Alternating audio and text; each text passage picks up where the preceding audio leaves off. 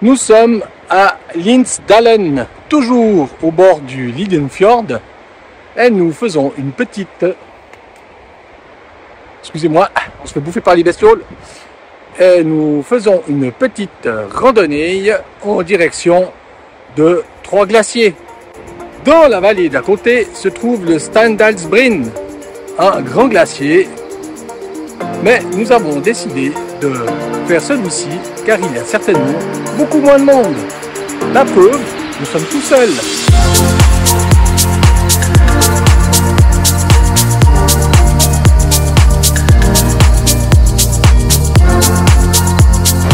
Et puis pendant que nous sommes là, n'oubliez pas le pouce, de vous abonner, de nous suivre sur Instagram et Facebook.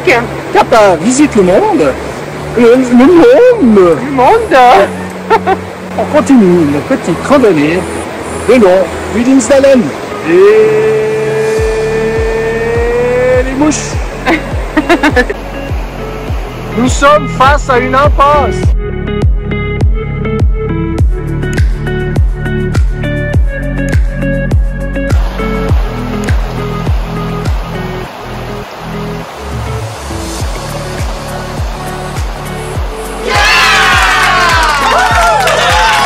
Salut tonton. Et il joue à cache-cache. T'as une cloche.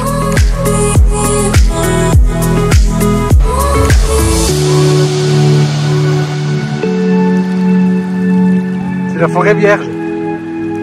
Fais gaffe, il y a un tronc devant toi.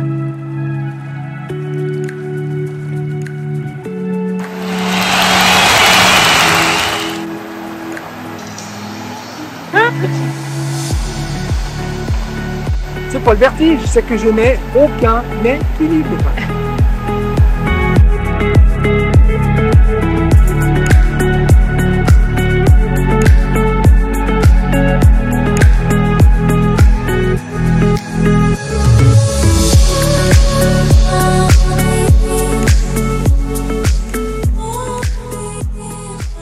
Je sais pas si vous les voyez. Moi, j'aime bien me promener avec Carole. Parce que c'est elle qui attire toutes les mouches. Les moustiques, hein, je sais pas.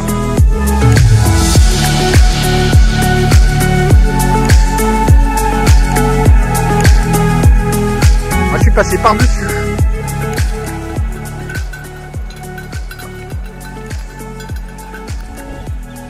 Je pense que les sternes nichent là-bas au fond.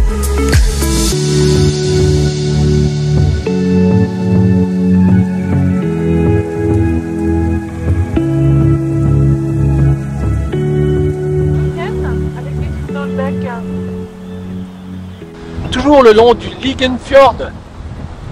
J'espère que vous m'entendez parce que ça souffle pour changer. Alors aujourd'hui, ça souffle. Hein.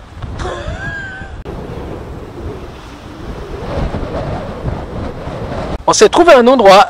Bon, on va pas y rester pour dormir. Parce que dans le camping-car, ça fait... La machine à laver. Là, nous assistons au bal des sternes qui pêchent et qui vont nourrir leurs petits un peu plus loin. Oui.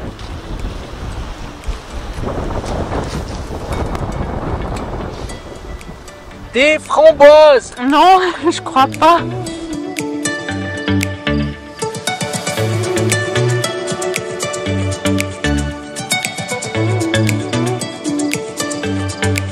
N'arrête pas de se faire engueuler par les mouettes. Voilà. Qu'est-ce que tu dis?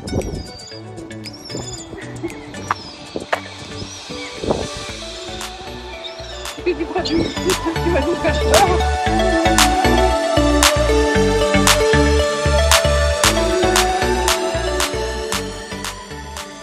T'es content? C'est des canards. Non, c'est pas des canards, mais t'es content? Bah oui, il y a des rennes.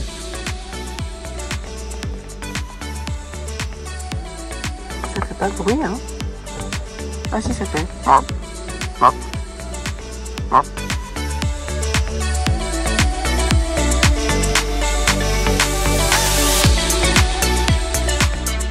Alors, tu disais? C'est le fameux pont qui a été emporté par la ballonche ou la flotte, je sais pas. Voilà. Et ils ont mis un pont provisoire par l'armée en quoi, moins d'une semaine. Ouais. Autrement, il fallait faire un détour par la Finlande, soit environ 400 km de plus.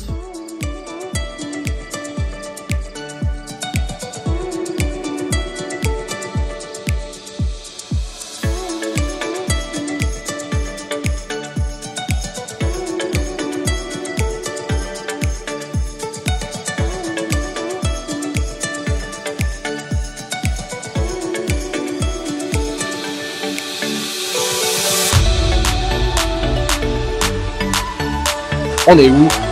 C'est écrit là. Nous sommes à Alta.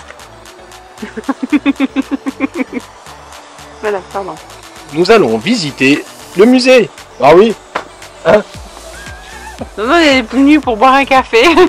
Ah ben, on pourrait aussi. Avec un site inscrit au patrimoine mondial de l'UNESCO.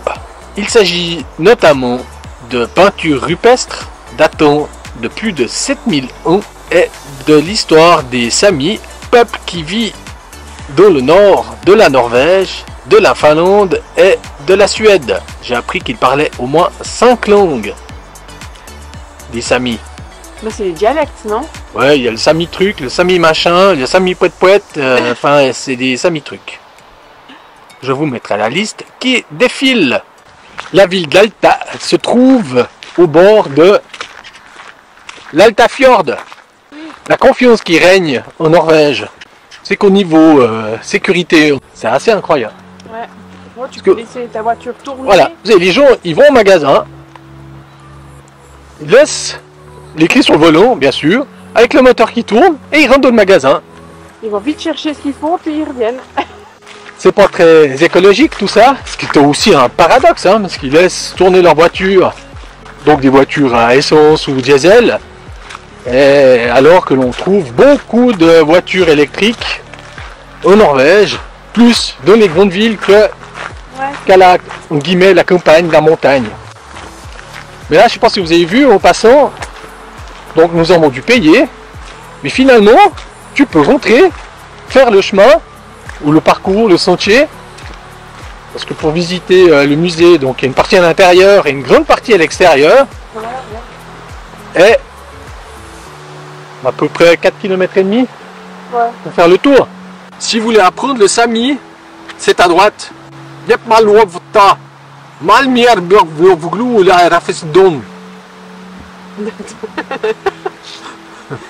puis comme l'on dit, eh ben, on a la chance avec le temps, parce que là ça fait 3-4 jours, on a le droit à la flotte. C'est pas fini, hein.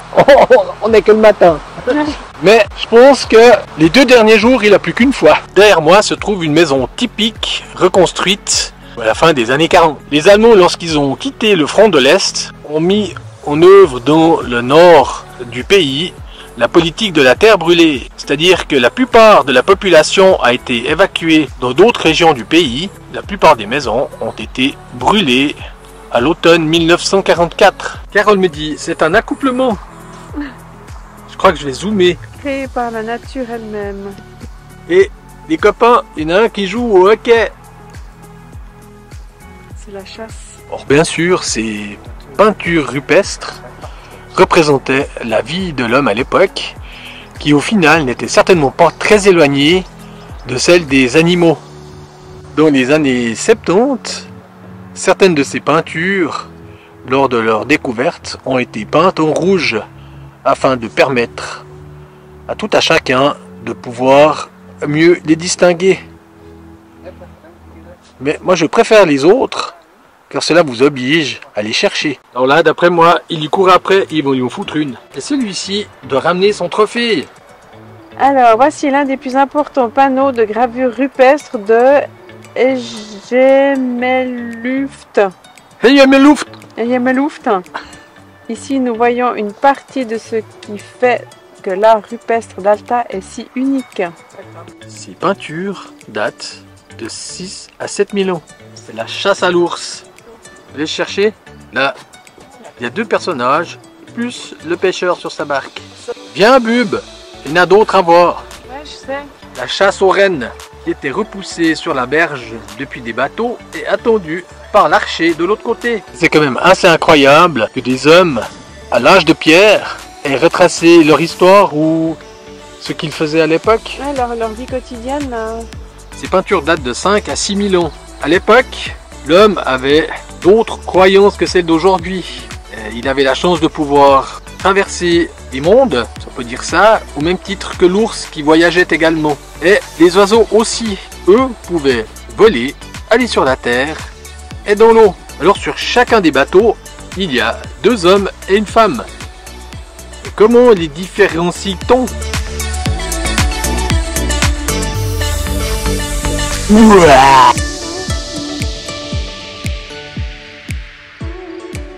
C'est le passage de la comète.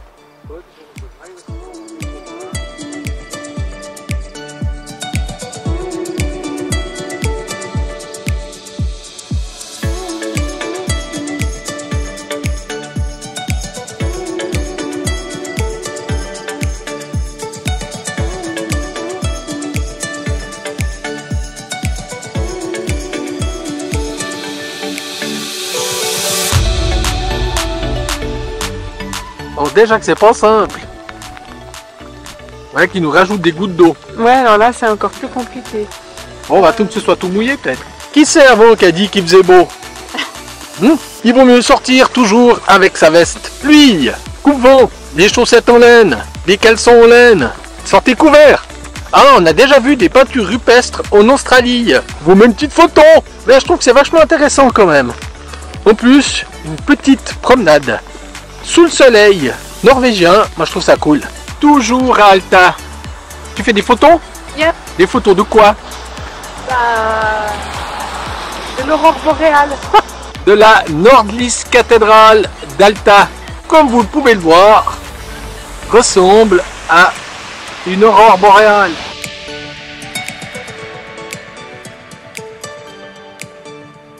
Nous sommes sur la route touristique, une de plus, l'avant-dernière probablement pour nous en Norvège, qui se dirige en direction de Havøysund.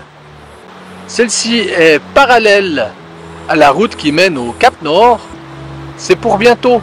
Mais la route jusqu'à présent est tout simplement magnifique. Un mélange entre la route océanique en Australie et la route entre San Francisco et Los Angeles. Et je profite qu'il n'y ait pas Carotte pour faire le con. Non, pour faire l'idiot.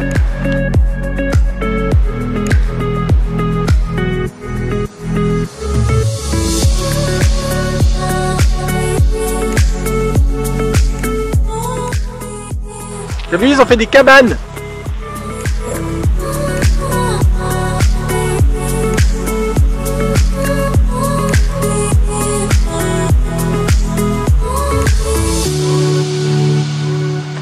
Et vous savez pourquoi ils ont fait ces bancs? C'est pour se protéger du vent, car le vent vient de tous les côtés. Et le camion, il fait les lignes.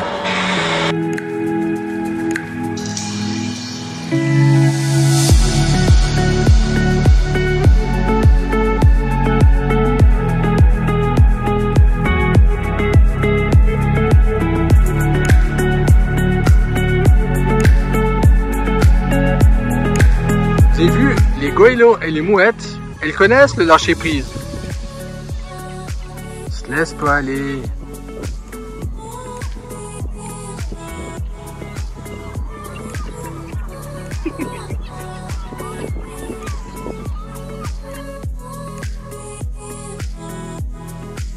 Les éoliennes, elles ont la tête de les nuages. Cependant, elles sont à moins de 400 mètres d'altitude.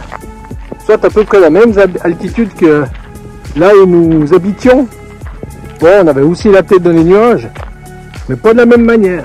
Et voici le bout de la route. On peut pas aller plus loin. Havøysund. Ici passe le Hurtigruten lorsqu'il part de Hammerfest pour aller au Cap Nord. Et puis nous, on est planté à côté de là où c'est très silencieux avec une vue sur la mer de Norvège.